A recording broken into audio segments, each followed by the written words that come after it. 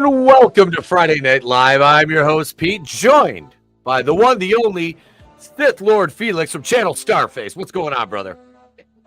Hey, thank you so much. What a fucking intro, man. That shit got me pumped up. Fucking 4 lines good. It's really good, man. Holy shit. Four lines up, way up. Thank you, man. Glad to have you back again. Likewise. Third night on the channel this week. Felix is putting in. We don't pay overtime. That's right. But hey, that's quite all right. You know, I'm getting paid in something. I don't know. I'll think of something. I don't know. Sexual favors. We'll talk about that later after the show. Get over the pants handy from Draven. I'll fire Draven. I'll add Draven. Poor Draven. I miss him, man. Big shout out. Love you, Draven. But I went and saw Fantastic Four First Steps this evening, and I have some thoughts, and I have to be honest, it wasn't bad. I know it's been catching a lot of shit, you know. Look, my main bone of contention with the movie, let me get this out, and I will preface this, and if you're watching this and you're new here, I'm not a comic book expert. Never claimed to be, okay? So I don't have that frame of reference going in. I know little bits. Like I said, I've got a bunch of Silver Surfer comics, read some of those. This was Shala Ball, not Noran Rad. So different character, and there's a reason for that. And we're going to go into spoiler territory. What up, Godzillionaire? Good to see you, brother. So Shala Ball was brought in to this movie, and you know, you can pontificate on the reasoning for that and say, well, it was, you know, the girl boss thing. The character wasn't bad. And you know, the Silver Surfer is a very, very, very fucking powerful being. So it stands to reason. So is Shala Ball. She's been doing this a long time for Galactus. They go into her backstory. They show how she went from being a mere human, not from Earth, but a different planet, to being the herald for Galactus. She sacrificed herself, her soul, as it were, to be the herald to save her planet. And he accepted that. And that's how she came into his service. So they set her up basically, and they kill her off in this. Like I said, I'm gonna jump around. Yep, and we're going spoilers, and I'm gonna talk about, you know, like I said, it's not like I could take notes. I've seen this once. I watched it in the theater. My son and I went to see it. Like I said, we both enjoyed it. We had fun. How dare you? I know, right? I went into a Marvel movie and I actually enjoyed myself. Oh, fucking poser! But I mean, I'm glad you liked it. And you know what? I've been hearing actually mixed reviews. I've heard that it was good. I've heard some people say it was bad. People who want to hate it are gonna fucking hate it. All right, absolutely. I think it's Superman all over again. You know, like people wanted to hate it. People want to live in a world where we can't have Zack Snyder's, you know, dramaverse with James Gunn's funverse, whatever he's doing. Both can exist, and guess what? And still have Christopher Reeve movies that we can always revisit. So those are always there. But I'm glad you liked it. I mean, some of these movies were definitely the MCU movies have been kind of I dare say objectively bad, or mediocre at best. Yeah, and my son and I were sitting there. Let me read Godzillionaire's comment here. A female herald for Galactus is a stupid concept. Since when does a woman decide where to eat? He's not wrong. That would take her that would take her centuries. What up, Gap? Good to see you, brother. Thank you. One of my mods, Gap After Dark. Good to see you, brother. He says, hello all. I won't go see Fantastic Four because of Pedro Pascal. I just can't stand the guy. It's a Seth Rogen effect. And Godzillionaire, that was my bone of contention, was I didn't like him as Reed Richards. I think they would have done much better with John Krasinski. I really do. He was a perfect Reed Richards. But you had him for fucking Doctor Strange too, which was a mediocre movie. But that should have been epic as fuck. Like that had the tools. Especially the first one was impressive. Yeah, the first one was good. And like I said, I've got some Doctor Strange comics, old ones, not new. I like the first one had to grow on me. I watched it once and I was like, oh, okay. And then I watched it again and I'm like, all right. Like I like grew this. On you. Yep. And I'm not like a huge Benedict Cumberbatch fan, but in the role, he's very good. Very much. He kind of killed it as Strange. Yeah. Shalom. Good to see you, Tehillim 29. And another monster. He says, what's up, y'all? Relax. I'm here now. Good to see you, another monster. To touch on Doctor Strange, that first one, that one had just such a good third act. That final battle with the time stone and all, dude, you know, the whole I've come to bargain, all of that was very clever. It was not your typical, you know, get the last bullet out of the gun and to shoot him in the head at the last minute before the fucking thing. You know, it was very, very, you know, creative. But so all right. To take it back to Fantastic Four, you liked it. That's kind of cool. Did it end good? Was it like, how's Galactus? Okay, so Galactus looks fucking great. Like the effects with Galactus were fantastic. They were well done. The aesthetic of the movie as a period piece is spot on. Like that, it almost reminds me of like if the Jetsons came to life, like we're done in live action. I got that vibe. That aesthetic, and I loved it. I absolutely loved it. Like I said, the gal that plays Sue Storm, really good. Joseph Quinn. The only reason I know his name is because he's from Stranger Things. He played Eddie Munson. Oh, fucking Eddie, bro. You know, want me to start crying right here in front of your audience? Oh, dude. Sorry, Eddie. That made me feel all the things when Eddie died the first time I watched it. I was like, I didn't run. Oh, fuck you, Eddie. You should have ran. Right? But he plays Johnny Storm, and they were like, Kevin Feige came out and he was, well, Johnny Storm is not a, you know, woman. Johnny Storm in this is still Johnny Storm. It's just he doesn't have time to worry about getting ass because the movie has it's a tight runtime for a Marvel movie. I think it was like an hour and 45 minutes, maybe. Fuck, I thought it was like a 2.5 hour movie for some reason. I don't know why it got in my head. No. I might actually go see it tomorrow. Now, you know, especially now you said it. Yeah, but he was good as Johnny Storm. Like he gets like you could tell he gets the female Silver Surfer makes him feel some type of way. Which like they had to enhance her figure because that girl does not have that kind of a figure.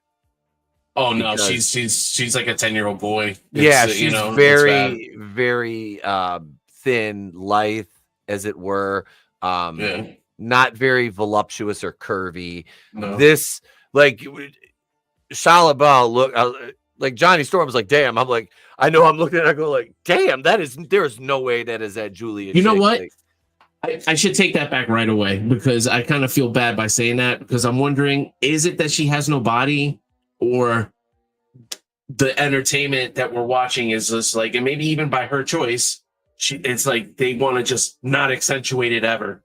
Yeah. You know what I'm saying? I'm wondering if that's what it is. She's and I don't want to just focus on her aesthetics. I don't want to do that because that's fair. That's fair. Yeah, you know, but I mean, it's not like she's a totally unattractive woman. No, and she not was. At all. I thought she was good as Shia LaBeouf. I thought she was good. I had no issue with the performance. They set up the backstory nice, and her sacrifice in the third act, you know, was warranted it did. Because I mean, not like on a huge emotional level. It's not like when Tony snapped. It's not like when Tony snapped or in Infinity War when fucking Spider-Man. No. Thanos took Gamora. And had to sacrifice her for the fucking Soul Stone. Yeah, that was pretty heavy. That was heavy. Yeah, that was until heavy, they man. fucking brought her back in Endgame, and I'm like, all right, here we go. Yep. They couldn't even have Thor be one eye for the rest of the fucking series. No, let's just put another eye in him in the very next fucking movie. Yep. Let's bring back Gamora in the next movie. You know, but it's not the same. Go fuck yourself. You know, it's just like, come on, man. I'm walking over your review on this. No, you're fine, brother. You're fine. Yeah. So, but Dylan Mulvaney was the Silver Surfer. Yeah, I know, right? She should have been fucking in the thing, actually. Gap says I looked at her boobs. She's basically flat chest. You're trying to be more generous here. I am. I'm trying to be objective. She's a lovely young woman.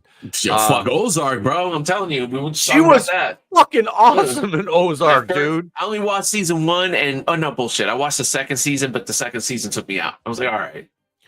I haven't put the wife in charge.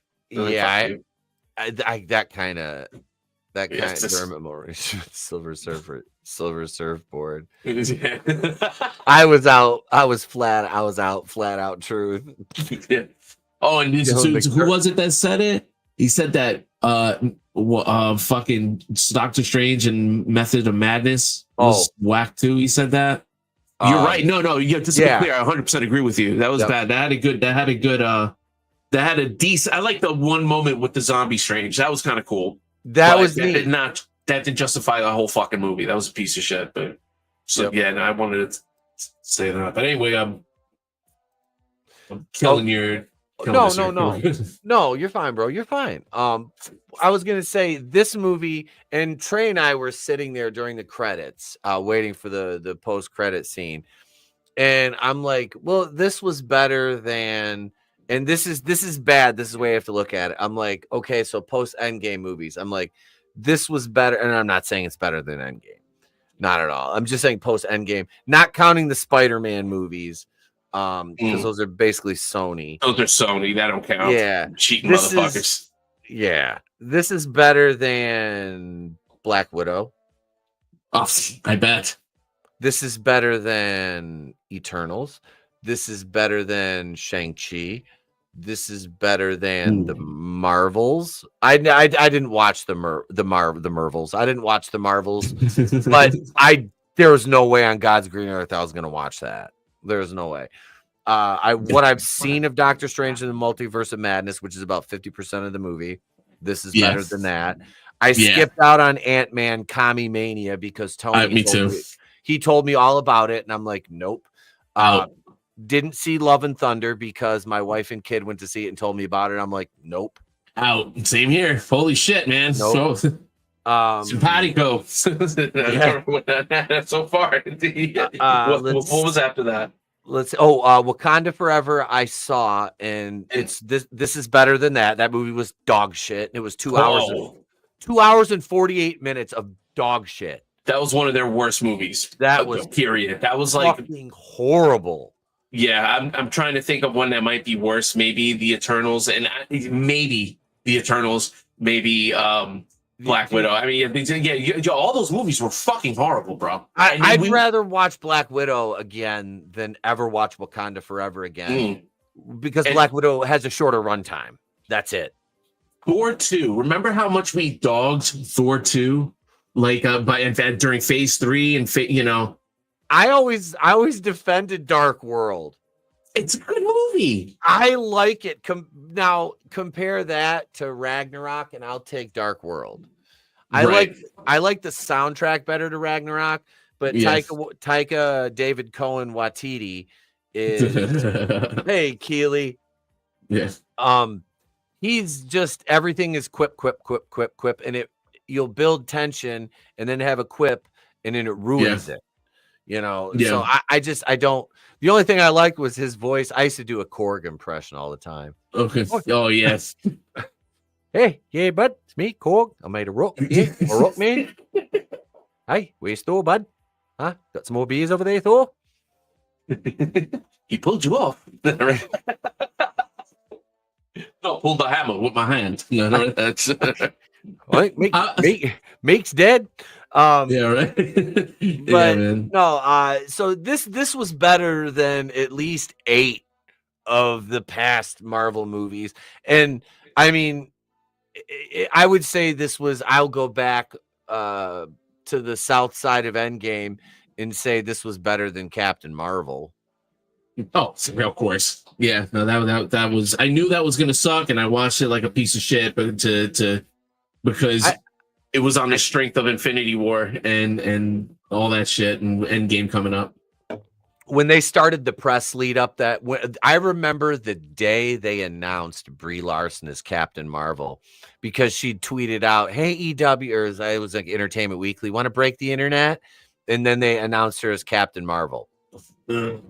And and yeah, the only reason that movie made, because I didn't watch it in the theater the night it came out. I happened to procure a link to where I could watch it. So, okay. I watched. So you went to the high seas. Yep, I'm a pirate, not just because I drink rum, but so I watched it that way, and it was fucking horrible. I'm just like, and it was, the thing is, like, it's not even that Brie Larson is insufferable in the movie. It's just that she just is wooden. Her character is insufferable. Her character is insufferable in the movie. I shouldn't say. It's phrasing. The movie was just bad all around. It was just bad. Yeah, it was stupid. Bad writing, horrible writing.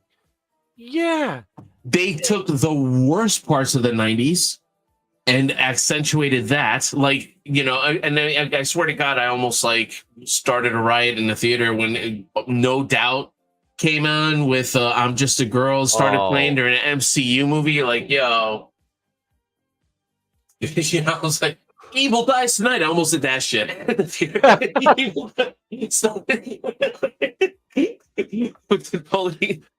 Unrelated reference. Evil dies tonight. I'm so done with that. Dude, and because I was there opening night. Do I have that clip over here? No. I could do this. I could do that, and then evil dies tonight. There we go. Yes. There we go. I had it, but no, these like this one, like I said, man, you take and recast Pedro Pascal, and like I said, comic book differences. Don't you were Krasinski. Okay. Yeah. It should have been John Krasinski. The guy that plays Ben Grimm. I don't know his name. He's in the menu. I know who he is, but I forgot his name. I'll look it up. But what about him? He was good. I didn't dislike Ben Grimm. They kind of like had a romance in here with him and Natasha Lyonne. Is it Leon? She was in Orange is the New Black. Like, they didn't really go in depth. He had a thing for her, and at the end, he kind of like connected with her. There was just like a scene with him, like she's a school teacher, works at a church. I think like a Catholic school type teacher, and the kids are yelling because he's walking down the street. The kids are like yelling to him and wanting him to do stuff. So he picks up a fucking car, and she's like, "Why don't you throw it at him next time? That'll really get him." He's I was just messing around, and she's kind of flirting with him, Wow. But what issues does she have? And it's Eben. The guy's name is Eben Moss Backrack. Okay. Backrack. I would forgive me if I'm mispronouncing your name. I'm sure I'm going to hear it a million times after this week. But I've seen him on the menu, and he's excellent in that, even though that was a shit third season. But he was really good in that show. Best parts of Captain Marvel was the soundtrack and Ben Mendelsohn. And again, I kind of disagree with you. Yeah, the soundtrack was good. Yeah, I will say yes, the best part of Captain Marvel, but that was a bad soundtrack. I don't know. There were so many better 90s songs to pick, and it just no. Didn't they use garbage in that?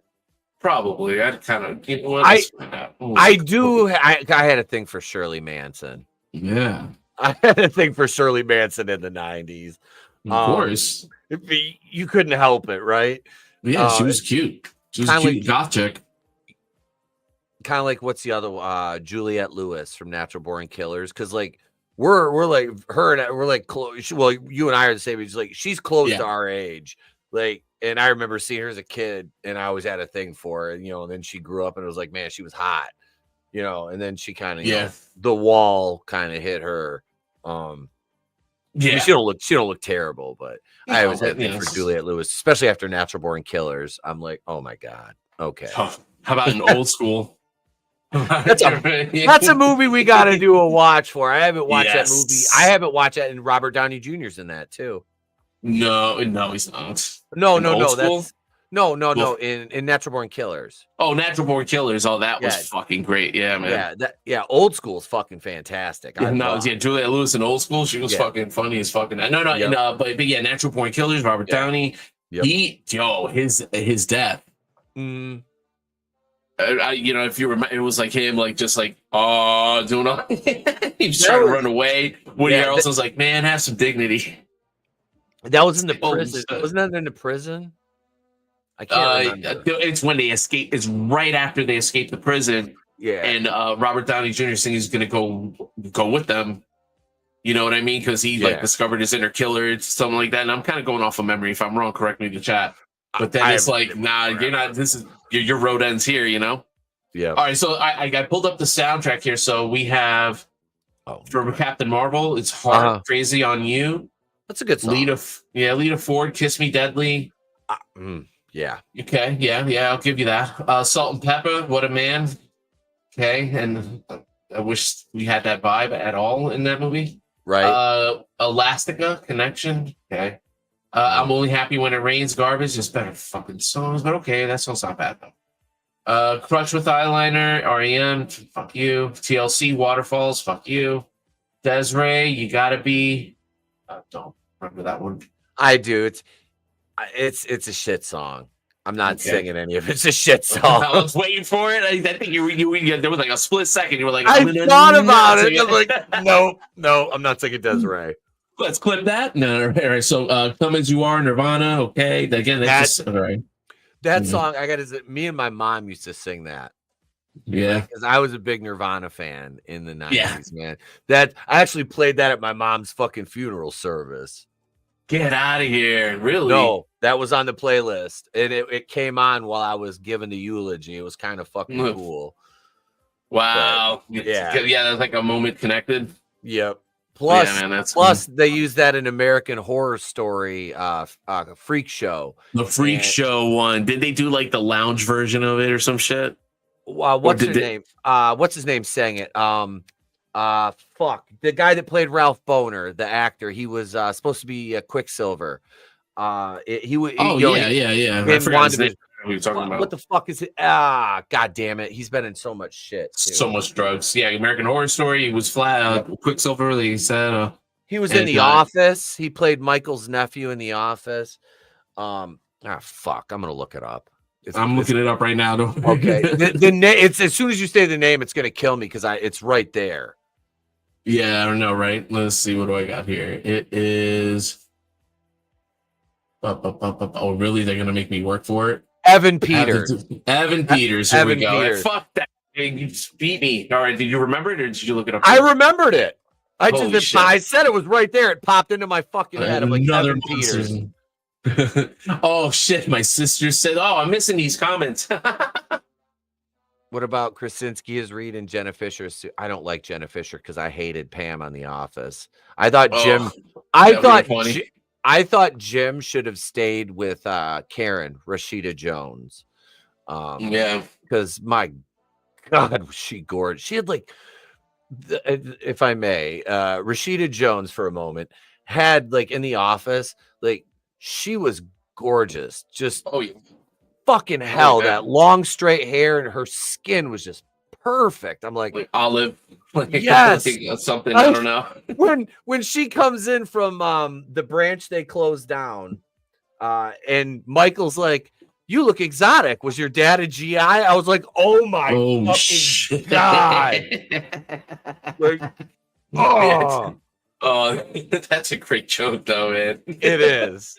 or Emily Blunt would have played a good Sue Storm because she was really good in that movie with Tom Cruise, the action movie.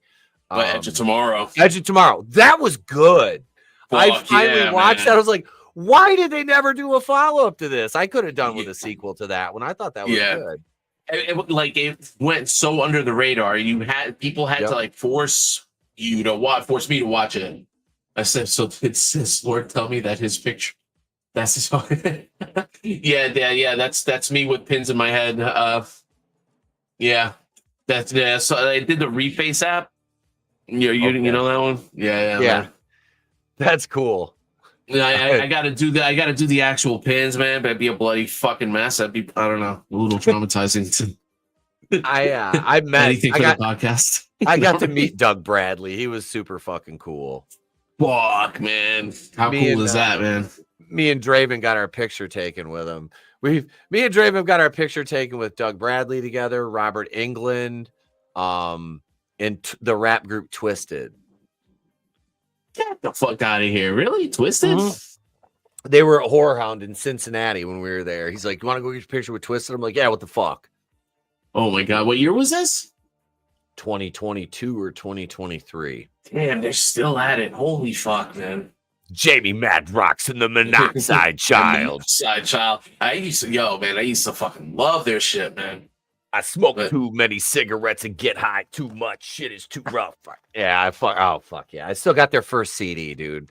The Mosasis or no, it was all black. I can't remember the name of it, but I still have I've got their first 2 CDs they released still in my garage, and I have the case too. You're talking about before Psychopathic and all that shit, like during House of Crazies, or I think they changed Twisted when they joined with ICP, right? That's when they changed their name to Twisted. Yeah, because they were House of Crazies before that. They were on Psychopathic. Yeah, dude, and again, I've been out of that. I was a fan. Don't judge me, guys. But hey, whoop, whoop, I'm still into it. Not too much. Yeah, it was Most Tasteless. That's the one I got. Yep. Most Tasteless. That was a good that was a good album. And then I was up in there, but I found out they had a falling out. Yeah, I didn't know that. Yo, it was recent. Fucking Violent J was on a podcast, and they asked him, was like, oh, so how's it going with Twisted? And he goes, fuck Twisted. Fuck them. He said some shit like that, and crazy shit, man. Crazy shit. That I don't know if you there was a small chance I was producing a band that was trying out to get signed by Psychopathic Records. Okay. And Twisted was in. We were in the not the finalists, like the semi-finalists kind of. It was down to the last 10 or 20 artists, and maybe wrong on the numbers. And then we got good reviews on the first track we sent, and then mediocre on the second. But we didn't proceed. But the band that ended up winning, I knew they were called the Axe Murder Boys, and apparently he got fucking Violent J's niece pregnant, and they all sorts of fucking crazy drama and shit. Crazy shit, man. And cause I don't know if how down with the clown you were or whatever, but with Jump Steady, that's Violent J's brother. Yep. Yeah, his daughter, one of the Axe Murder Boys, got her pregnant, and he had a wife at home, Colorado. And again, I'm not gonna spill too much more. It's probably pouring salt on wounds I shouldn't be doing. So, but yeah, man, all that shit, all that drama I missed out on. After the 6 Jokers card dropped, I was like, okay, I had my fun. Time to move on to adult music. Right. Dude, a lot of my boys still wrestle for the Clowns, for JCW. JCW, Llama, Nama Numi. My wife's related to Shaggy Two Dope. Yeah, you told me that shit. That fucking bro. Yeah, she's related to Shaggy. I'm gonna send you a remix I did to an ICP song that I did years ago. I'll do that, but I cut you off. You were gonna say something else after that. No, I was a juggalo. Before, like I said, I didn't meet my wife until I was 29, almost 30, and my teenage years, dude. My old Cutlass was all tinted. I had the gold crown. I had on the front windshield at one point, I got pulled over and had to take it off. I had an 18-inch psychopathic hatchet man. Oh shit. And then All right. the back window said Insane Clown Posse. I had Esham, Dice, Nodis, Twisted stickers. I had the Real Life Productions record label symbol with the devil silhouetted against the moon going like this. Yeah. Hell yeah. It said Insane Clown Posse across the back windshield of my car. I got pulled over a lot. I live in a small town. And you're right near Michigan too? Fuck. Yeah. Northern Michigan. They really tried with that gangbanger shit too for a while. I mean, I don't know. The thing is, like, the problem is the Juggalo movement, and I met plenty of good ones. And just put out there, I got a hatchet man on my fucking arm, bro. So, so I definitely can relate. I definitely had that phase too. But the problem was that they were down ass Juggalos. They were really cool people that you could just hang out with and chill. And you always met them at the shows, and they were really cool. So, but then it's just like there would be like this rotten apple juggalo that thinks that anything goes and ruin it for everybody. One of my guy used to be a good friend of mine. He's an electrical engineer.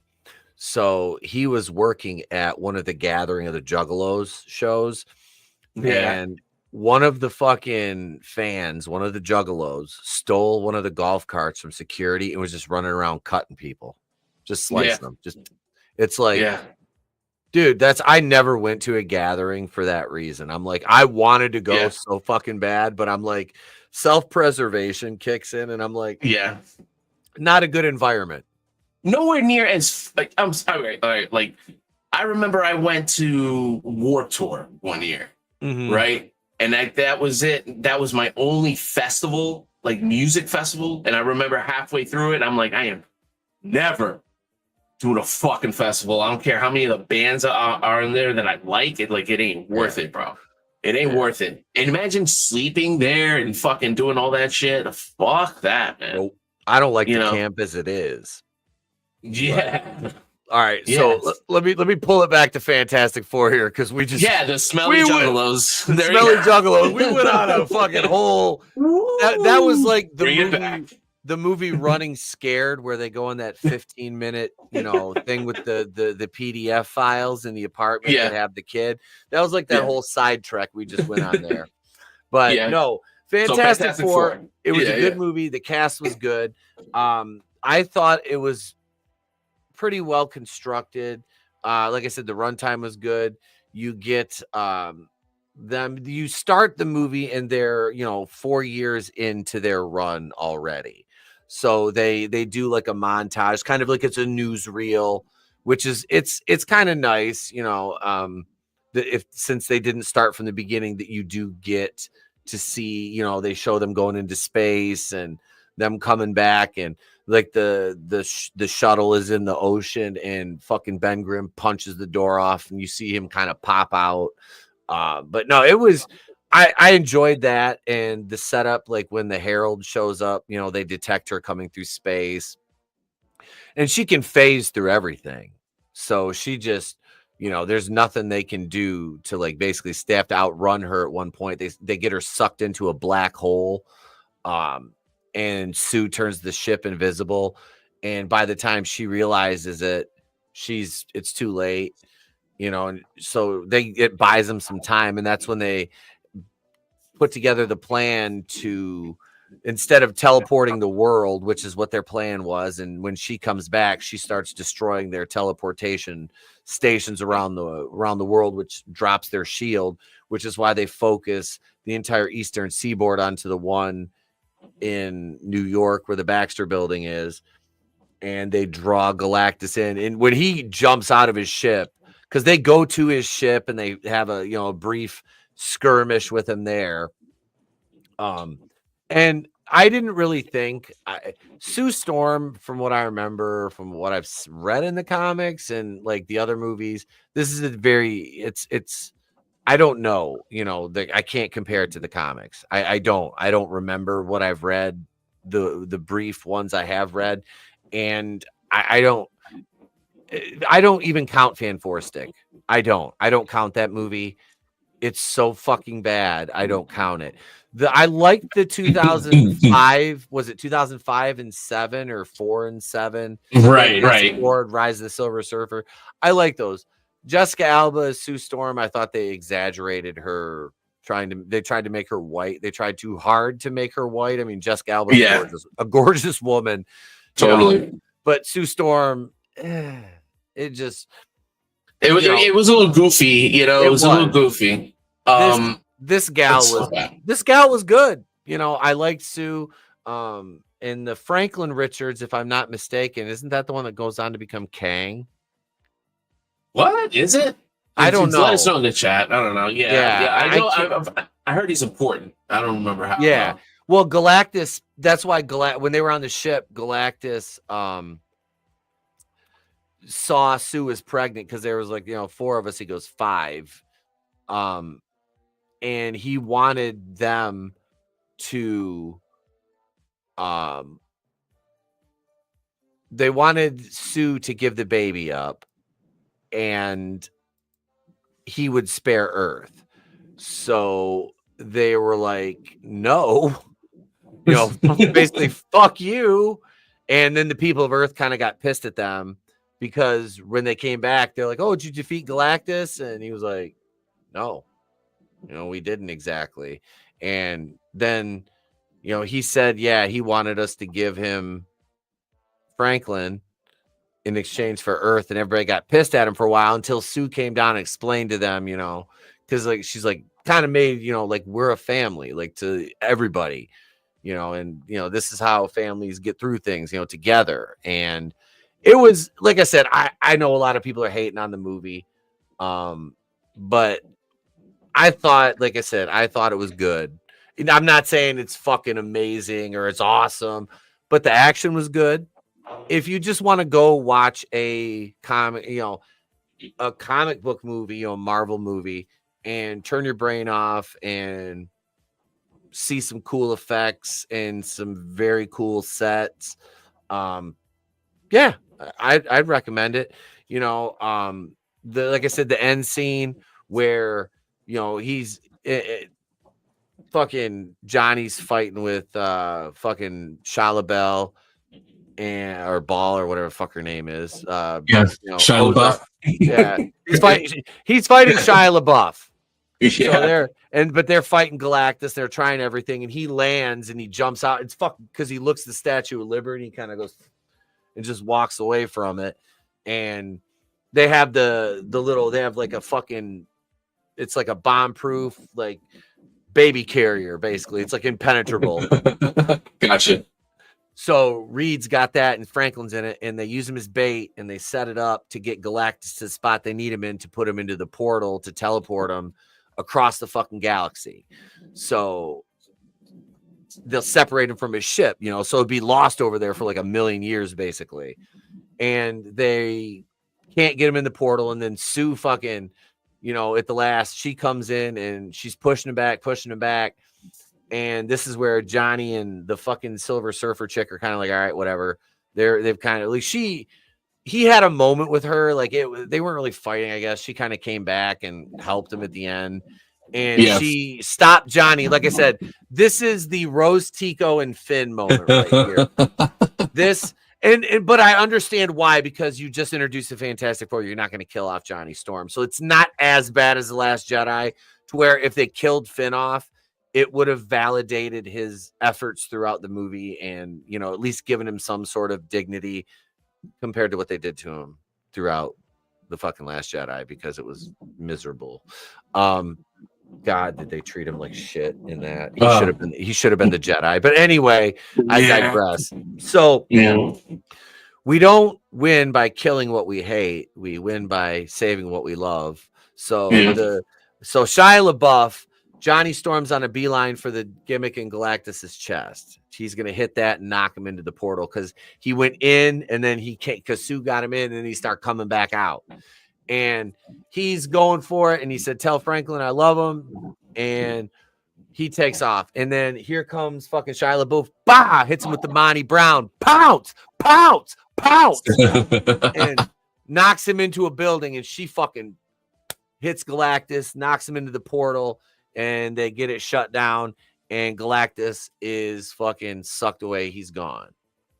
And that's how the fucking gimmick ends there. And yeah, it was pretty fucking rad. And then, you know, they're all recovering, yada yada yada. Ben goes to see Natasha Lyon, or however the fuck you say her name, from Orange is the New Black, or Slums of Beverly Hills, I think she was into. I think that was her. I don't know. But and they're in, you know, they're back, and they're going on the talk show they were supposed to be on in the beginning of they were on the beginning of the movie, the one that was doing like the piece, kind of our exposition dump, and everything's come back to normal, and they're gonna go on the show, and they go to pull the curtain back. The host goes to announce them, and their alerts go off. They've got, you know, they got to go off and, you know, fucking fight another villain or whatever. So they leave. And, you know, the fucking credits roll, whatever. We get to our mid-credit scene, which is Sue is in the living room with Franklin, and she gets up, leaves him in his little seat, and goes in the kitchen or something, and she hears something, and she's got, you know, her like force field or power source out of her hands, and she kind of like gets him at the ready, and she walks into the living room, and on his knees, right next to Franklin, is a green cloaked figure, and you see he's holding his mask in his hand, and it's fucking Dr. Doom, which I was like, whoo, you know, knowing it's not Robert Downey Jr., because they didn't show his face, and they're not going to do that. Like I said, it's not going to be RDJ because they're not going to pay RDJ money. And he didn't say anything.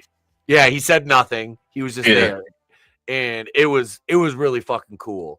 The post-credit scene was the Fantastic Four cartoon from In-Universe playing on the television, and then Herbie, the robot, turns it off. And Herbie, their little robot they have running around the Baxter building, helps him, goes to space with him, all that shit, was fucking kind of cool. I didn't mind him. You know, it's a gimmick to sell toys, I'm sure. But it was just like I said, very Jetson-esque, which... which growing up, man, I love the Jetsons. I don't know about you. I love that. I was like, I can't wait for little cars to go. Yeah, right. Yeah, right. Now, have you heard the theory that the Flintstones and the Jetsons are taking place at the same time? Right. No. So the Jetsons takes place above the clouds. They have to rise above the smog and all like that. But down on the earth, on the bottom, it's fucking caveman days. Like, they leave them to live like primitives. That it's just a theory. Like, some, you know, I don't think this is this isn't canon Hanna-Barbera canon. But I don't know if they commented on this. But yeah, so supposedly it takes place same time. It's just Jetsons among the elites. You know, they get the cool like future flying cars and shit, and then the rest of us Flintstones down there are going to be eating brontosaurus steaks and riding cars with our feet, you know? So it's kind of like Coruscant then. Like, the higher up you go, the more influential you are. Yeah, exactly. Like the That's Flintstones, the Flintstones are down there buying death sticks. Yeah, that's right. But they don't need no death sticks. Yeah, right. Was a popcorn just said the Flintstones at the same time you spoke a crack?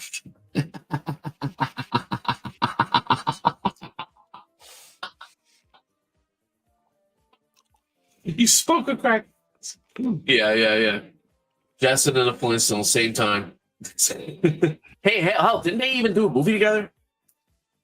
Wasn't there a Flintstones Jetsons movie? I don't know. It probably was. All right, I'm gonna score this. Yeah, score. Yeah, duh. All right. Yeah, overall, what would you say? Objectively, on a 10 scale, and this is not ranking this movie against any other movie. This is just on an individual basis. I'm not basing this off comic book knowledge because I don't have any substantial knowledge to form a, you know, intelligent fucking well thought out fucking comparison to that. I don't have that.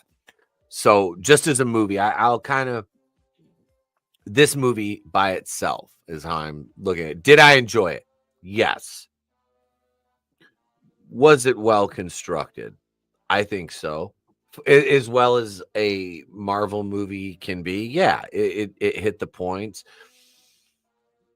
I didn't really like, Sue's a powerful character. I never once took her as girl bossy. I never once took the female Silver Surfer as girl bossy. I see, like I said, after watching the movie and seeing her origin, her sacrifice to become Galactus's Herald, Shia LaBeouf, she saved her planet by selling her soul. So Galactus looked fantastic. The effects were great with him. They made the most of him being on screen when he was. It was good. I will give this. And they stated in the credits that the Fantastic Four will be back in Avengers Doomsday. I'll score this one. God, I'm torn, bro. I'm torn because I'm in the 6 to 7 range. Okay. I'm in that. Right. I'm trying to lock in. I want to say a 7, but I don't want to go too high. But I feel like a 6 undersells it. I'll go 6 point. I'll go 6.5. All right. So, like, all right. If you were grading a paper, right? Mm-hmm. You were grading a paper. See, it's a D. A 6.5 is a D. It's not even a D plus. I know, right? And that doesn't sound right, right? Like because this is how I go to my 1 to 10, and I get in my arguments with my boy Chuck. Shout out to Chuck from Canned Chicken Podcast, which will come back eventually one day. But this motherfucker is like, what did you think of the movie? He'd be like 1 out of 10, like almost like every time. Like after a while, it's like, bro, if everything's a 1 out of 10, nothing's a 1 out of 10. You know, like, yep, like you got to give me something. All right, but yeah, if you're grading a paper, this is what I was telling him. Like, would you say it's a fucking 1 out? You give it 10% out of 100, or would you give it like a C, a B, an A? Right, and it's to me, it sounds like you're giving it like somewhere in the C, B range. I gotta, yeah, I can't go with that 6.5 when I think about it like that, because that's it. Like, it's just about a D plus in that range. I'll go, and I'm the one that usually shoots low on my scores unless it's something I really like. I'll go 7.5. I can comfortably say a 7.5, and like I said, I enjoyed it. I had fun with it. I wasn't walking at it like, I'm trying to think the last MCU movie I saw in the theater. Was it Endgame? Was it, or I've seen up to I saw Shang-Chi, Eternals, Wakanda Forever, Black Widow. What the fuck else has come out? I saw Guardians 3 because I took my son to see that. I liked the guy that played the High Evolutionary. I thought he did a fucking bang up job. Yes. I was like, I ain't even mad at the race swap, man. The movie, fucking dude was good. That movie traumatized me. Yeah, and then it was fucking great movie. I actually like. I am pissed that I didn't go to the theater to see it because it was during this string of bad movies. I was like, I can't. Because 1 and 2, I fucking love dearly, and 3 also. Those are 3. That's a really good trilogy, in my opinion. Anyway, it is. But and High Evolutionary was a fucking kill. Like, yep, really bad villain. Dude, he was fantastic, and the soundtracks. I have all 3 soundtracks on vinyl. That's really cool. Yeah, those are bangers. They are. That's the one thing, and I'm not saying I like James Gunn or I agree with him on things. I'm saying the soundtracks to his movies are always hot. They are. Yeah. They have fantastic soundtracks. So, and I'm not like, I don't like all his movies either. I got in a fight with James Gunn. Actually, he responded to one of my tweets back before. Really? It was like shadow ban. Yeah, we went back and forth over. like Dr. Seuss. Remember when Dr. Seuss was like getting canceled for some reason, or one of the books was getting canceled? Yep. And fucking, I remember he put a comment up, and what would I think I said something like, "Oh yeah, right," because like I'm sure you'd like it if all your shit just got, if Disney decided to no longer play Guardians of the Galaxy movies, you know, you wouldn't give a shit at all, right? Like at all. You know, that was my question. Yeah. And then I don't know, yeah, we went back and forth, and at one point it was, I don't have to talk to you. He said some shit like that. You know, but I wasn't like I don't think I was immature. I hope I wasn't, because I don't think I was like, oh fuck you, asshole. No, I was actually giving him an argument. You know what I mean? Yeah. And so, but and all that put aside, fucking fought that dude. Months later, I saw Suicide Squad, and it blew my mind. I was like, oh shit. So all right. The Suicide Squad was the good. Suicide Squad, that one, exactly, the one he did. Yeah, it was fantastic. Yeah, the one David Ayers did was fucking god awful, bro. That was really sad. And all right, so wait, now to bring it back to Fantastic Four, did they had a soundtrack too? Did they have like alternate versions of hits, which they should have fucking done?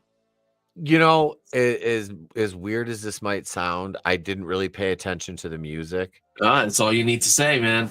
That tells me that it wasn't anything spectacular. I mean, the overall Marvel aesthetic of the movie, that music was good. You know what I mean? Like the score, like as far as the soundtrack goes, like there's nothing discernible to me.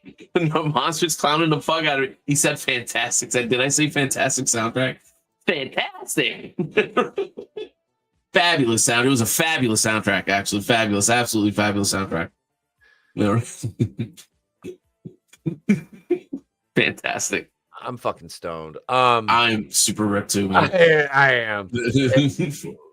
I'm killing off the last couple minutes here, the Fantastic Four, before we get into the other topic we have for the evening, which is I'm much more well versed in.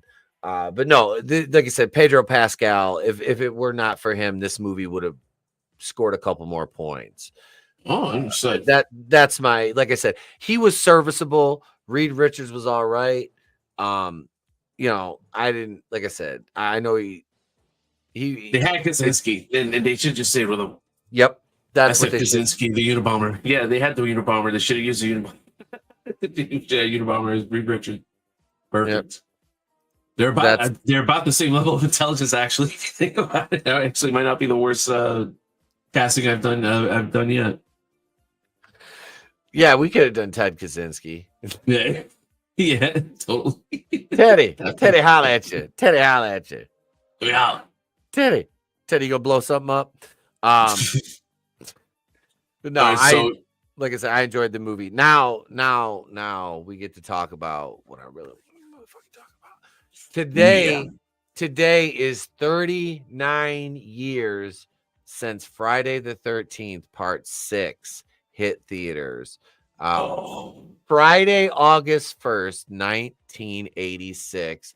Little Etep had just turned 6 years old. God.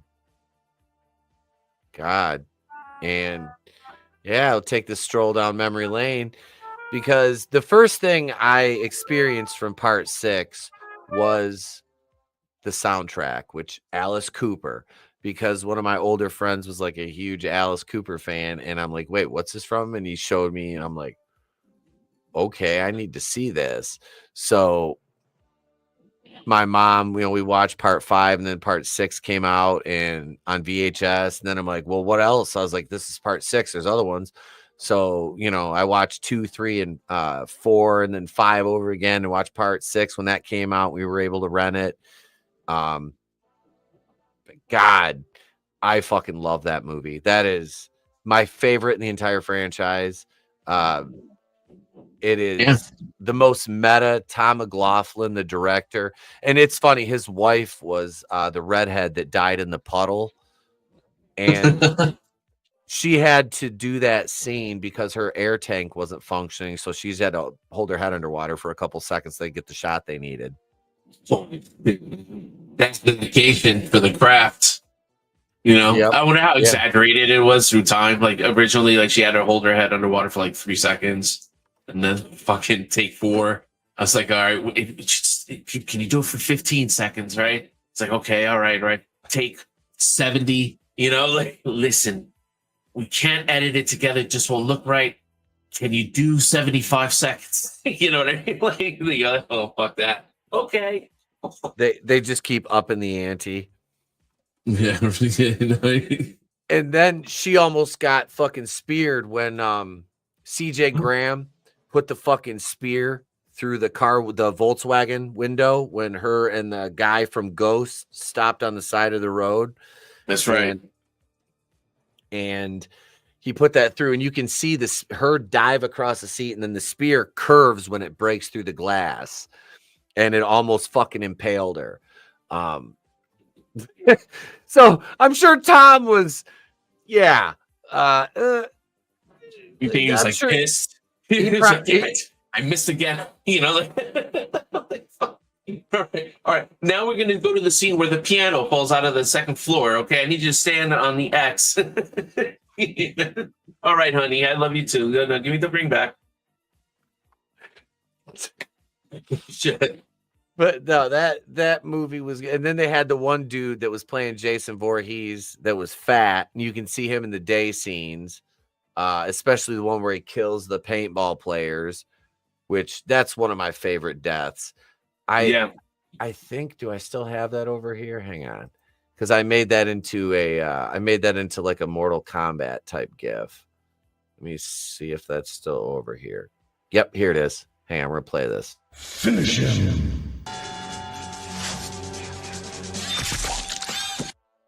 Fatality.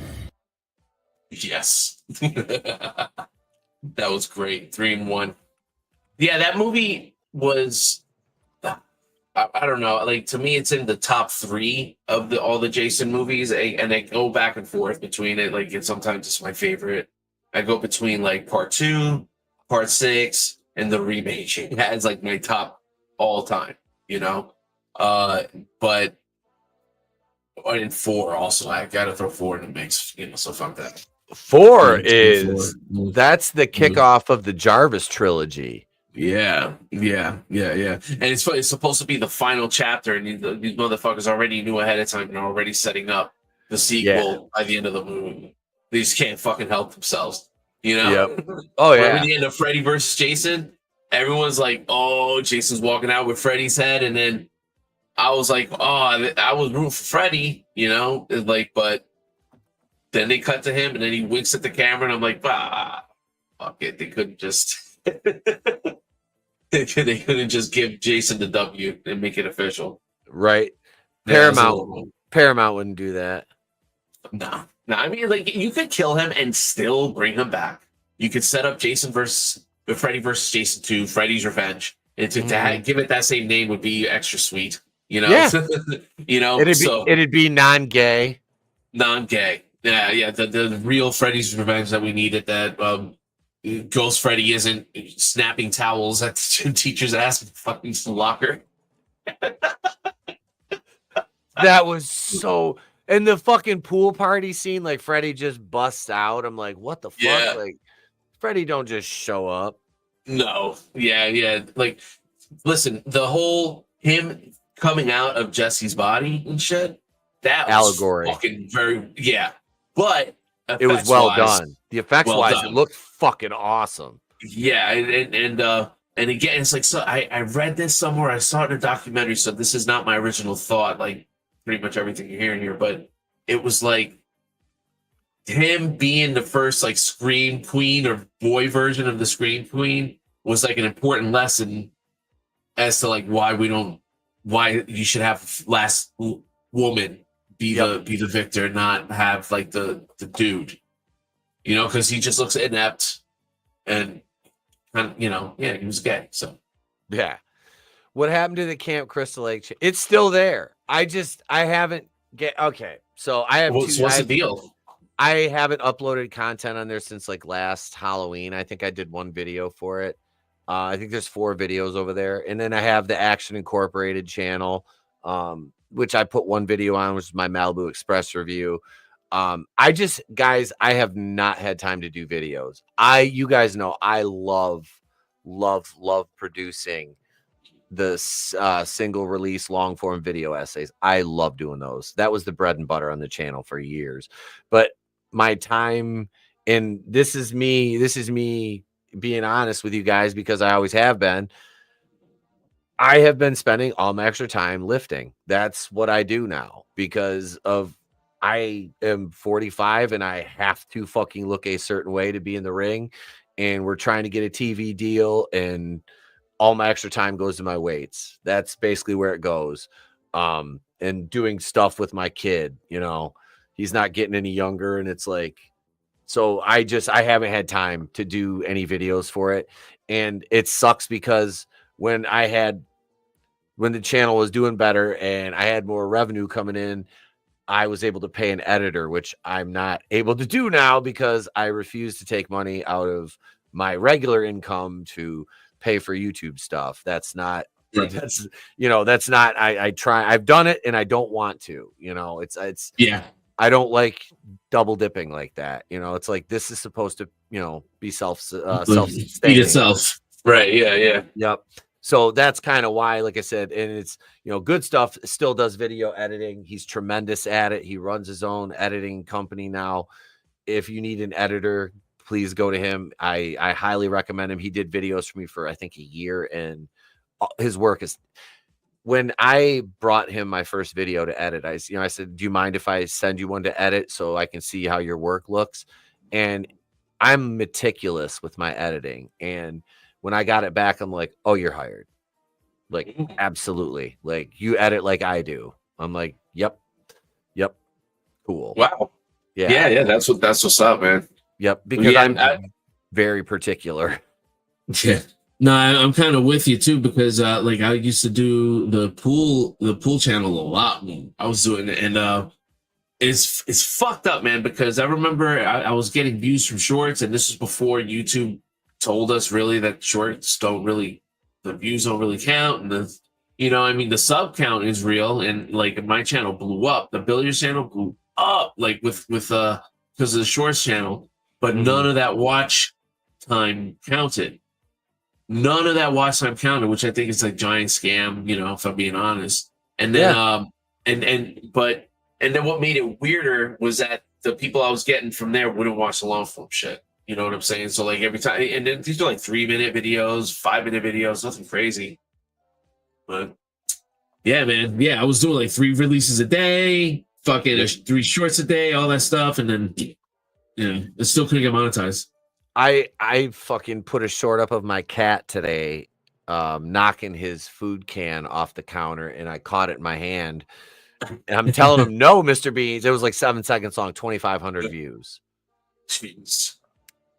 I could spend 4 days making a video. It might get a couple hundred. But like I said, I showed you some of the analytics off my Halloween reviews, and Halloween 2 and 3 last year did 4.5 thousand and 1,300 views respectively.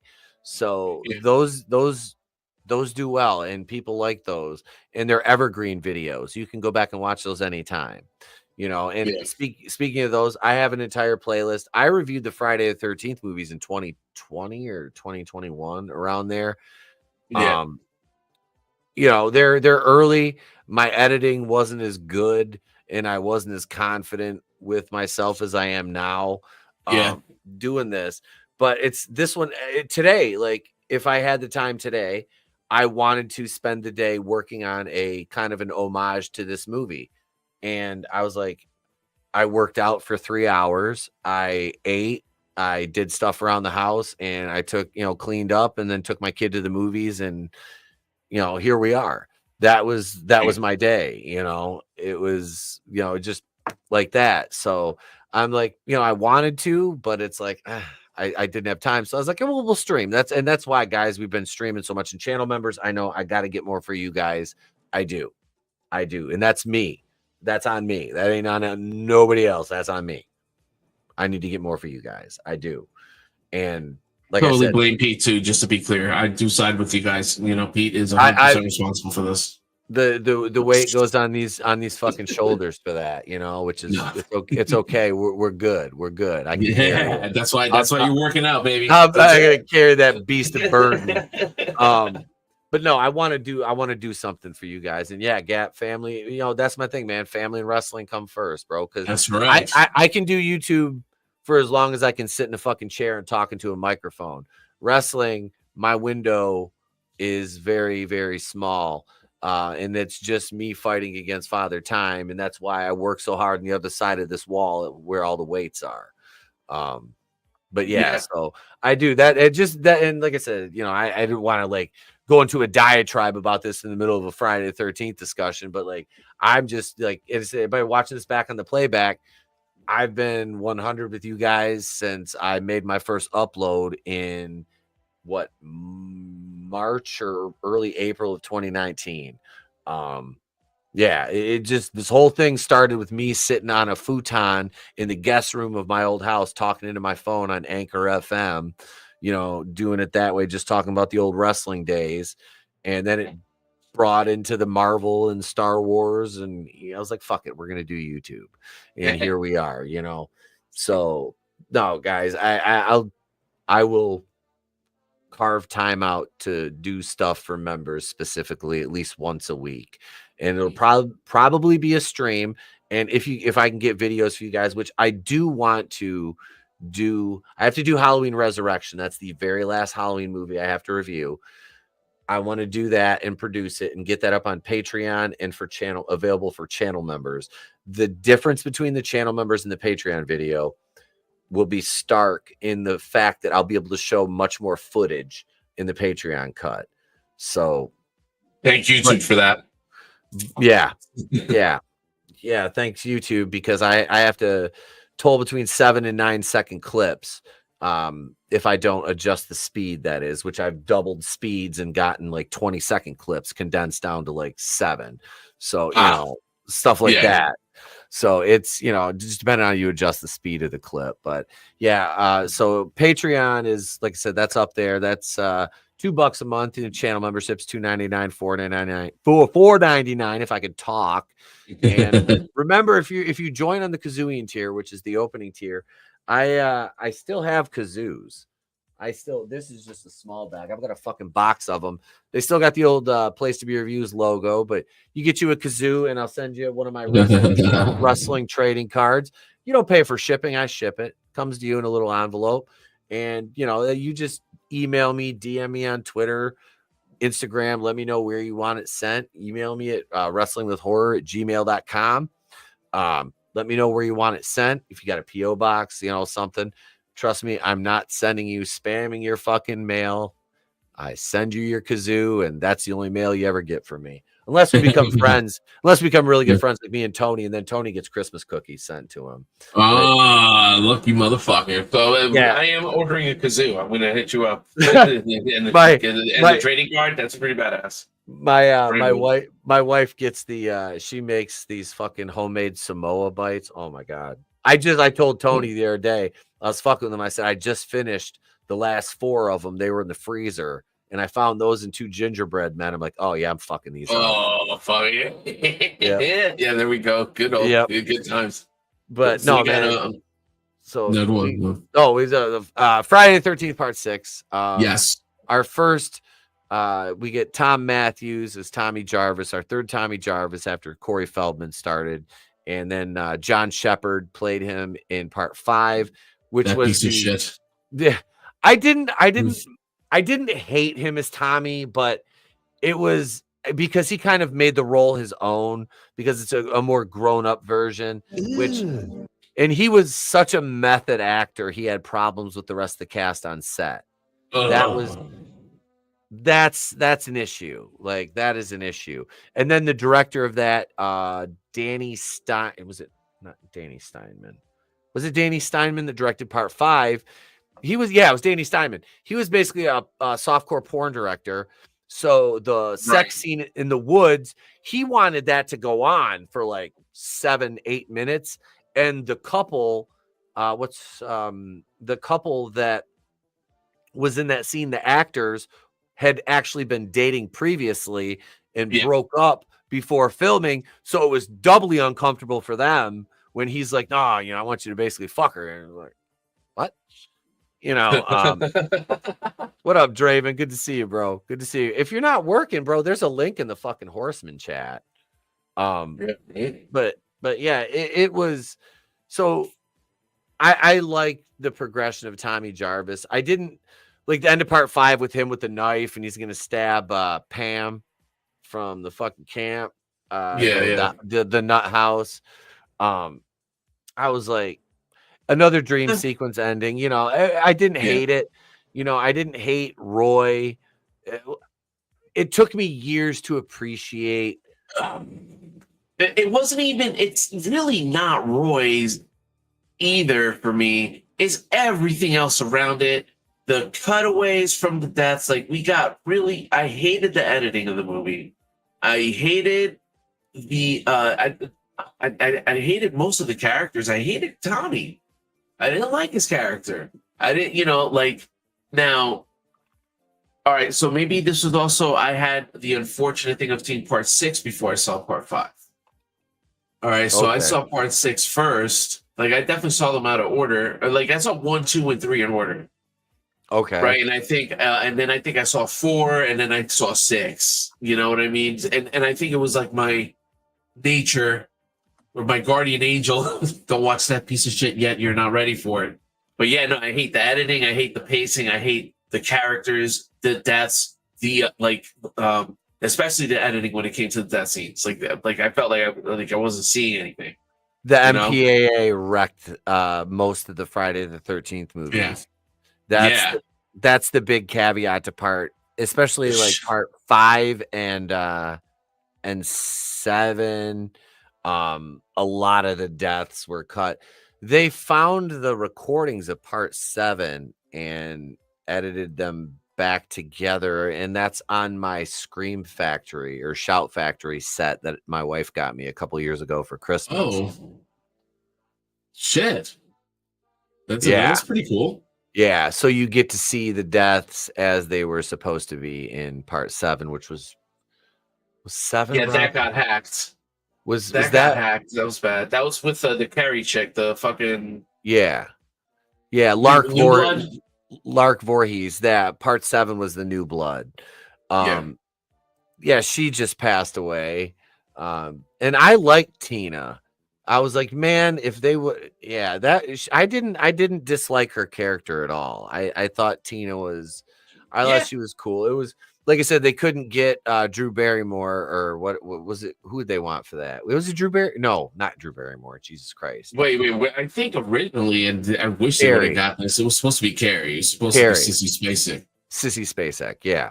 Yeah, Sissy Spacek. I wish they would have won with that idea. Drew Barrymore. Yeah, well, I mean, she would have been a good choice at the time. You're not, that's not crazy, right? Or like, no, she would have been good because she was in Firestarter. A Firestarter. Yeah, she would have been like 12, 13, I think, maybe by that time. Wait, she's around our age, isn't she? I think she's like, I don't know. Hang on. I'm looking it up. Drew Barrymore's our age. Yeah, she's 5 years older.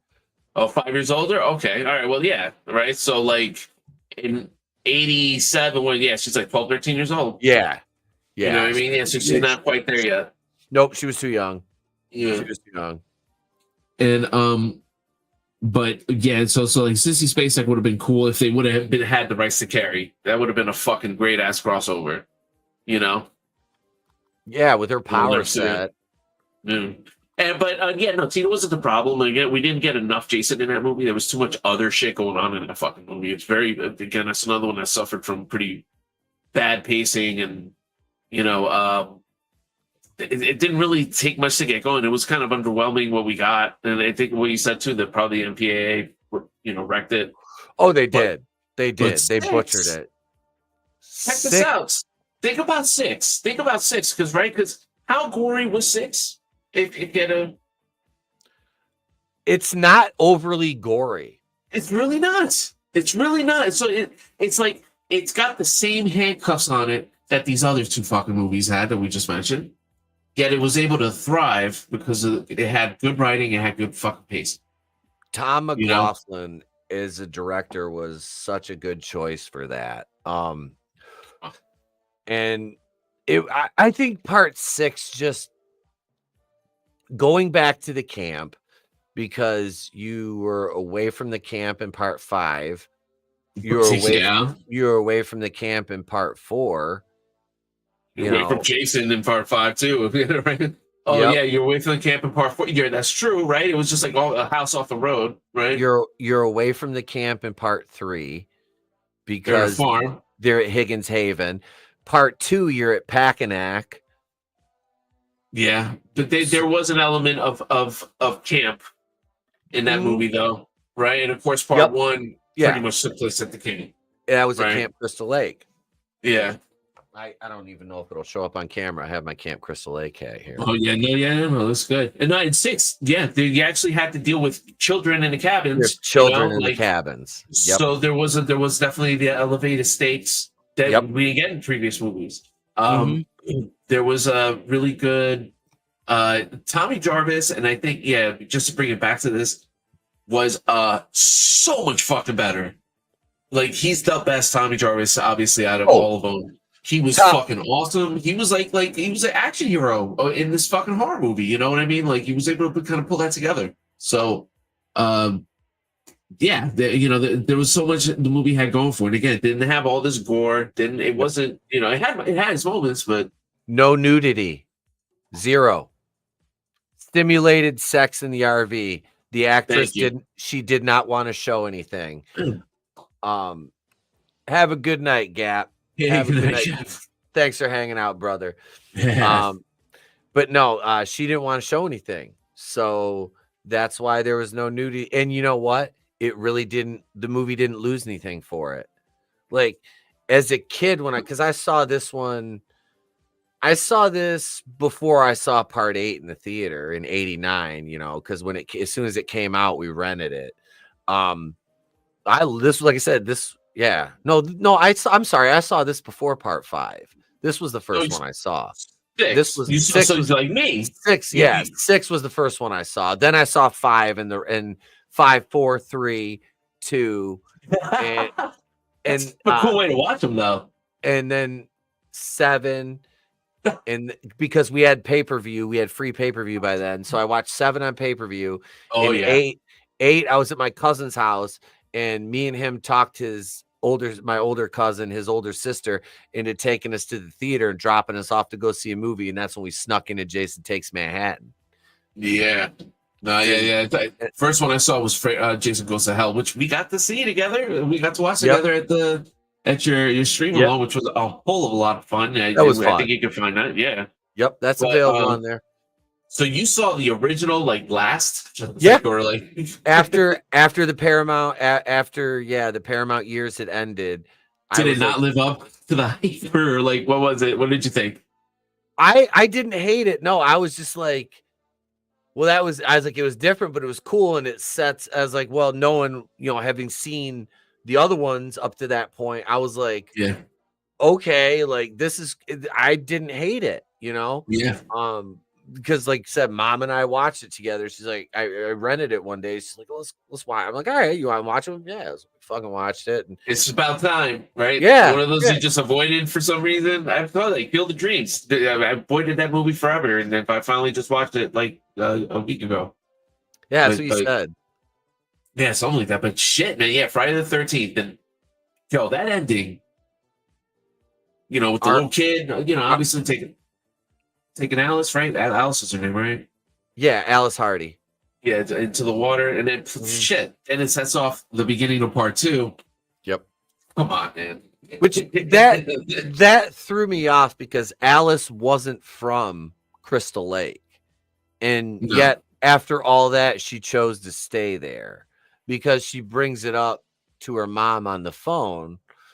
She's I'm dealing with the only way I know how. And it's implied that she's still in the Crystal Lake area, which it boggles my mind that she wouldn't have went home after that. But, So behind the scenes, it was like, well, we can't afford to film outside of the state.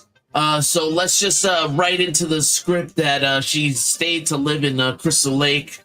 And this way we can save on extra production costs. All right, so get to work on that, and thank you for your time. You know, pretty much. And Yeah. then she wanted to be written out, which sucked because I loved Alice. I did. I was like, man, after the first movie, I was like, I really liked her character, and she gets killed off like right in the beginning of the second movie because she was dealing with a stalker. So she didn't put it together. yeah. She didn't put it together, and nor should she actually, if you think about it, right? Yeah. Because she, in her head, it's like some dream, and now she's, whatever. But you know what? It's crazy because even though it sucks that they killed her, fucking 2 is a great fucking movie, bro. It's like it's superior to 1 in my opinion, and I like 1. Don't get me wrong. Don't get me wrong, but it's superior. Much better movie. Fucking better kills. Better setup. The whole 9. It's not supernatural, Jason. It's just a regular, like, weird hick. Yeah. It's like clan reject. Bogey. When does Jason talk? No, he looked, like I said, what's his name? Steve, was it Steve Daskowitz was the stunt man, Dash. And he passed away within, I think it was like the last couple of years or something. But because he didn't get credit for what he did in the movie for a long time.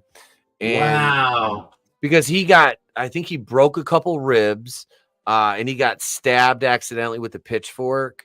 But yeah, he broke ribs falling off the chair in that scene. Oh yeah, he got beat up.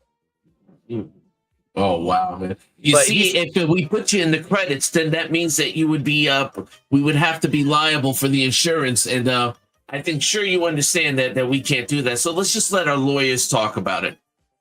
Ivy. It's probably like American dudes who produce a movie too. I'm probably wrong. Probably they just ruin the vibe. Nah. Before he passed away, though, he was able to do some conventions and kind of connect with fans, which was neat because he was in the Jason lineage. Cool. I loved CJ Graham in part 6 because he was a fucking beast. But goddamn, dude, Kane Hodder fucking owned that fucking role. And I was Derek Mears. I like Derek Mears. Fuck, if we're gonna go down the lineup, Derek Mears is fucking badass. Derek Mears was a fucking if CJ Graham was a beast and Kane Hodder was a monster, CJ Graham is like a Lovecraftian force. His Jason was fucking terrifying and aggressive all the fucking time. Yeah. Like, yeah, he's legit scary. He looks scarier. He's like decomposed. Obviously, right? We're talking zombie Jason now at this point, but it's because there was something plain looking about Jason in a hockey mask, whatever. He didn't start looking interesting until he started taking some hits, and he's just started getting scuffed up. But somebody looked like a fresh iron, jumpsuit, But what we're getting here, we're looking at like a really just totally rotted out clothes, rotted out face. They show you the face right in the first 5 minutes, crawling with maggots. Like I said, the beginning, I would see, and this is the shackles I have to deal with on YouTube. I would just pull up part 6 and do an overlay real quick. Oh, we can't.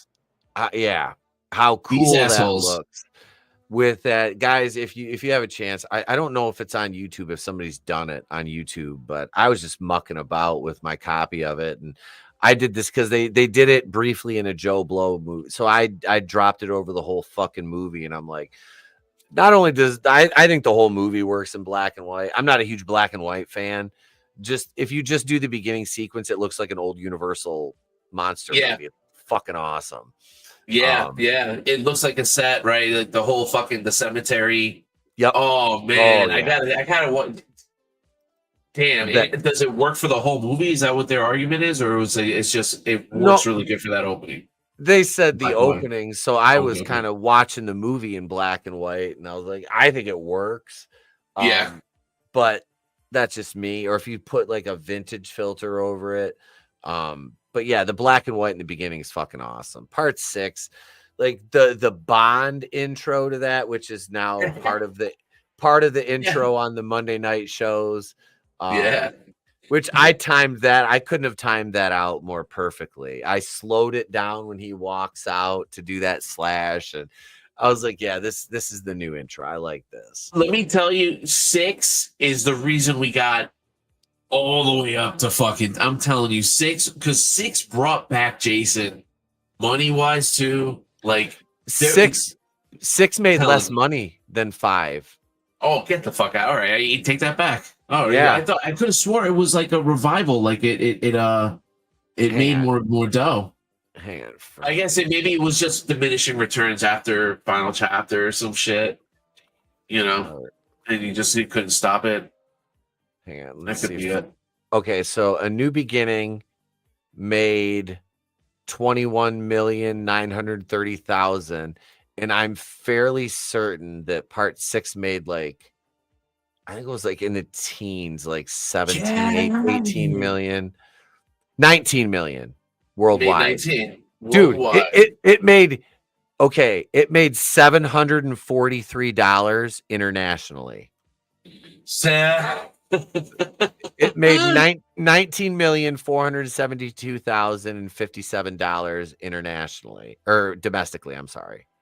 Wow. But Internationally, it made $700. yep. Let's see. Jason Takes Manhattan made 14 million. Yeah. That's when downward spiral. That's when Paramount was like, okay, we're out, because Part 7 made 19. It made just a shade less than 6, but Damn, I'm so wrong on that. but they still made money because the budgets were not high on these. You know, you're Yeah. talking maybe a couple $1 million budget, and you're making fucking 17, 18 million dollars. You know, Yeah. How much do you need? How much do you really need to make a fucking Jason movie? All right, we're let's strip away the money laundering aspect of this business. yeah, Right, that I'm sure is going on behind the corners. A Yep. couple $100,000, you can make your fucking movie. Maybe I'll, like, especially if you get like no name actors, a couple $100,000 is all you really fucking need Yeah. to make a movie like this. More than enough. Should be more than enough, and even in today's money. Oh, if we'll look at some of the A24 in the Blumhouse movies, those have got a $1 million budget, maybe some of them. 500,000, 700,000. Yeah, I'm sure like A24 Blumhouse, they're a little bit more, maybe. Yeah. They're a It- 3 to it 4, scales. even a $3 to $4 million budget. If you make $20 million, what'd you spend on marketing? I guarantee you that you didn't do a 50-50 split and spend your whole, say your budget was 3 million. Well, you also went above and beyond and spent 3 million on marketing, like the Disney movies. Say if the budget's 300 million, you can add in another 300 for. That's why they need Or to just make for marketing. they need to make double their money plus like it's 2.5 times multiplier to turn a profit. Horror is not that way. Right. I mean, It's J-Man and sets mostly. we just reviewed Bad Taste, and they made that for like $20,000. 20K. How 25 about grand. I mean, shit, Terrifier? Fuck. Yeah, one of my Bro, that knocked me on my ass first time I saw the Art the Clown. I was like, that's it, bro. But Terrifier, I think it was 80,000 was how much he raised. Maybe he made Terrifier 1 for like 200 grand, maybe? Or was it maybe 2 million? It could be. Even then, I mean, the $2 million for a fucking movie, but budget for Terrifier was like, I think 200 something K, and the budget for his All Hallows Eve was like 80K. Maybe I'm pretty. If I'm reciting from memory, if I'm wrong, are you looking that up? Terrifier, let's see, had a $35,000 budget. Okay, wow, 35,000. I said, well, what was my guess? 200,000, $35,000. And So they made Terrifier 1. So 35,000, it made its money back 10 times over. 2022's Terrifier 2 made its $250,000 budget back 60 times over. And Terrifier 3 cost $2 million. And this is in the first weekend, it took in 18.3 million. But let me see what that ended up with. Terrifier 3 against the $2 million budget made $90 million. Get the fuck out. Come on. 90, That's a 50X? What is that? That's a 50X, right? Just about. Yeah, just about. Just a shade under, man. $90 million on a fucking $2 million budget. And you spent maybe $1 million on advertising. And the rest was on blood. Let's face But it. yeah, corn syrup and yeah. And listen, by 3, they deserve a $2 million budget. You know, but Yeah. Terrifier 2. All right, let's just go back to Terrifier 2. 250,000 was the budget for Terrifier 2. That fucking movie looks so damn good. It did. It looks terrific, bro. He ended up with, like, my opinion, Terrifier 2 is like the Empire Strikes Back of that series. It's the best one, you know. But the gore, the effects. So I'm saying, you know, when they're saying $2 million to do a fucking Friday the 13th movie in the woods, how much? Come on, how much you really need to make a fucking Friday the 13th movie? I guarantee you, somebody could make a banger for like 50 grand. 50K, you could make a fucking banger. 50K. Right. Give Womp Stomp Productions, give them $100,000 and tell them have fun, boys. That's who should be making. If I swear to God, this is the problem. They made a trilogy of Jason fan films that were amazing because they had the creative freedom to do it because they were crowdfunded.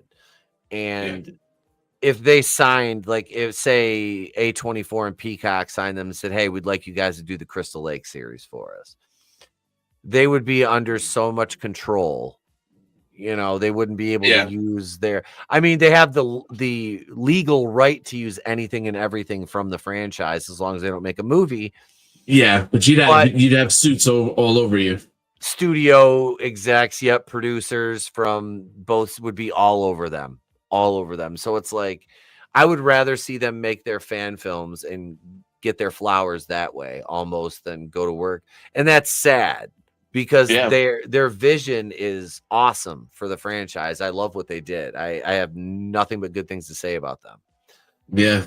They get chewed up. They get chewed up in there probably. Yeah, because it's something about having management over you, supervisor or some shit like that. It's like the worst fucking feeling in the world. Especially as a creative. Especially as a fucking creative. So yeah. So I can only imagine. And so that's what Damien Leone, unapologetic. He was able to do zero control. It's like it was a decentralized system. Like it wasn't this machine of Hollywood where it's like, okay, you got an idea for a script, and then it goes like da da da da da da da da da, and you know it there's rewrites to the script, and then all of a sudden you're gonna have people who are gonna start designing stuff, and you know, and then you get everything going. Everybody has the company that they're gonna use for the special effects. They have the company that they're gonna use for the grips and the unions and this, that, or the other, and it's just all this big giant machine. Meanwhile, Damien Leone's like, oh, I got 25K to make this movie, 40K, 30K, whatever it was. You know, hey, you want to help me film a movie? You got lights, right? Okay, look, I'm going to buy these lights. I got this camera set up. I got the good character. And then made a fucking kick-ass product. It made essentially the 2020 Freddy Krueger of our age. Or, you know what I'm saying? Like Pennywise, which, shit, you see a Pennywise versus Art. That should be. Art is Art's savage. Immortal. He's immortal. Yeah. So I'm going to give you my fan theory, right? So, and maybe this is already like obvious, or I'm way off. But you saw All Hallows Eve, like with Art's first appearance. I have not seen that yet. I have it. I just haven't got a chance to watch it. Let me know when you watch it. If you kind of watch it with you, I own it too. But I think Art's origin is in there. If you know, now I don't want to spoil that for you because I know you like that series. Mhm. But so I'll say I think you get a good idea of his origin in that in All Hallows Eve. Okay. You know what I mean? Like, and we'll Yeah. talk more deep about it because after you see it. But let me know when you do watch it. Stamp. All right. I can't figure out where I was going with that. See, why didn't you watch that movie, man? I had a really good point. And that's a different actor playing him. It's not David Howard Thornton playing him in That's- All Hallows Eve either. That's correct. The second Terrifier movie, it's funny because we said the first one, we talked about the numbers on that. It made 15,815,602 worldwide, and then Terrifier 3 hit 90 million. That's why right there, those numbers are why Damien Leone is free to make the movies he wants to make, because he can just be like, I can take my ball and go home. This is my fucking character. Yeah. Like, this is This my is it. fucking character. Like, I created this. I've made all this fucking money for you. Let me fucking make the movies. And that's why I'm glad he does. And he says that he's based. Damien Leone is fucking based, and I like that because he shut that shit down when. And the lead actress is absolutely, she's a stunning, beautiful one of my woman. favorite final girls of all time. She's a badass final girl. Yeah, performance wise, and yeah, she's hot. Yeah, listen, absolutely, super smoking hot, but fucking badass action, fucking final girl, like legit. You know, like I put her up there, like in my top 3, top 5. She's with the chick from Your Next, which that girl, she just watching that movie, she surpassed almost every final girl I've ever seen. Like, the one Your Next, I have to watch that. Remember, we were streaming on her birthday. We reviewed Your Next. It was the actress's birthday. I wasn't there for that one. No, I caught some of it. Yep, that was on a Tuesday. I know you had your show. But yeah, we just so happened to review it that day. We didn't pick it on purpose because I knew nothing about the movie going in. And yeah, it was, it's good. It was fucking great movie. It was fun, and she was phenomenal. I'm gonna check it out then. Yeah. You're next. I remember. Yeah, I actually meant to ask you that, and we ended up getting caught up with the show. Shit, man. What else we got here? I'm like, what's her name? Hang on, I gotta look this chick's name up. From Terrifier? What's her name? Sienna's character? No. Sharni Vinson played Erin in Your Next. Oh, okay. Yeah, Erin from Your Next is she's in my Mount Rushmore of final girls. Really? Okay. Yep. With one movie, they'll never make another one. They'll never make a sequel. Thank God. Hopefully. The actress is like a legit stunt woman. She's bad as fuck. Like, she's awesome. Man. Her character was fucking incredible. I was like, J-Man was like, I was like, yep, she's a top 5 final girl. Like, she's up there with Ginny from Friday the 13th, part 2. And Nancy from Nightmare on Elm Street. Jamie Lee Curtis, I guess. I have the thing though with Ellie Cornell that played Rachel Carruthers in Halloween 4. I'm like, I almost think she's better than Jamie Lee Curtis, but for all intents and purposes, I will say Jamie Lee Curtis just because name recognition. I guess, the legacy of it. Yeah, absolutely. I'm not going to deny that, she's the Scream Queen. Not at all. She was better in H2O. I liked her more in H2O than the original. Her character was much more competent in H2O, yeah.